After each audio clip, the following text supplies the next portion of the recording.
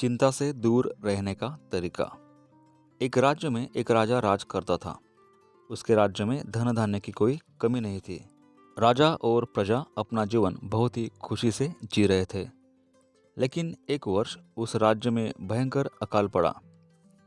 फसलें सूख गई। ऐसी स्थिति में किसान राजा को लगान नहीं दे पाए। लगान प्राप्त न होने के कारण राजस्व में कमी आ गई और राजकोष खाली होने लगा। यह देखकर राजा चिंता में पड़ गया। हर समय वह सोचता रहता कि राज्य का खर्च कैसे चलेगा। भगवान की कृपा से अकाल का समय निकल गया। स्थिति सामान्य हो गई, किंतु राजा के मन में चिंता घर कर गई। हर समय उसके दिमाग में यही रहता कि राज्य में फिर से अकाल पड़ गया तो क्या होगा। इसके अतिरिक्त भी अन्य चिंताएं उसे घेरने लगी। पड़ोसी राज्य का भय, मंत्रियों का षड्यंत्र जैसी कई चिंताओं ने उसकी भूख प्यास और रातों की नींद छीन ली। वह अपनी इस हालत से बहुत परेशान था। एक दिन उसके राज दरबार में एक सिद्ध साधु पधारे। राजा ने अपनी समस्या साधु को बताई और उसे दूर करने का सुझाव मांगा। साधु राजा की समस्या अच्छी तरह समझ गए थे। साधु बोले, राजन, तुम्हारी चिंता की जड़ राजपाट है। अपना राजपाट पुत्र को देकर चिंता मुक्त हो जाओ। इस पर राजा बोला, हे गुरुवर, मेरा पुत्र मात्र 5 वर्ष का है। वह अबोध बालक राजपाट कैसे संभालेगा? तो फिर ऐसा करो कि अपनी चिंता का भार तुम मुझे सौंप दो, साधु बोले। राजा तैयार हो गया और उसने अपना राजपाट साधु को सौंप दिया। इसके बाद साधु ने पूछा, अब तुम क्या करोगे? राजा बोला, सोचता हूँ कि अब कोई व्यवसाय कर लूँ।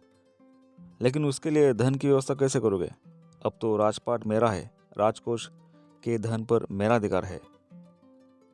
तो मैं कोई नौकरी कर लूँगा, राजा ने उत्तर दिया। लेकिन यदि तुम्हें नौकरी ही करनी है तो कहीं और जाने की आवश्यकता नहीं। यही नौकरी कर लो। मैं तो साधु हूँ। मैं अपनी कुटिया में ही रहूँगा। राजमहल में ही रहकर मेरे ओर से तुम ये राजपाट संभालना। राजा ने साधु की बात मान ली और साधु की नौकरी करते हुए राजपाट संभालने लगा।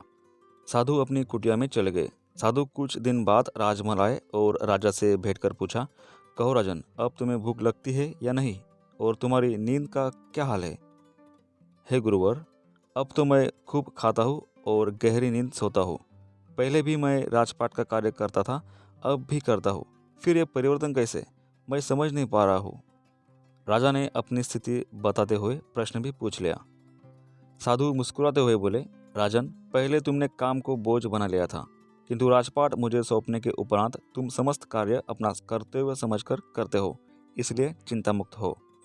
इस कहानी से हमें ये सीख मिलती है कि चिंता से दूर रहने का एकमात्र तरीका है कि जीवन में हम जो भी कार्य करें वह बोझ समझकर नहीं, बल्कि अपना कर्तव्य समझकर करें।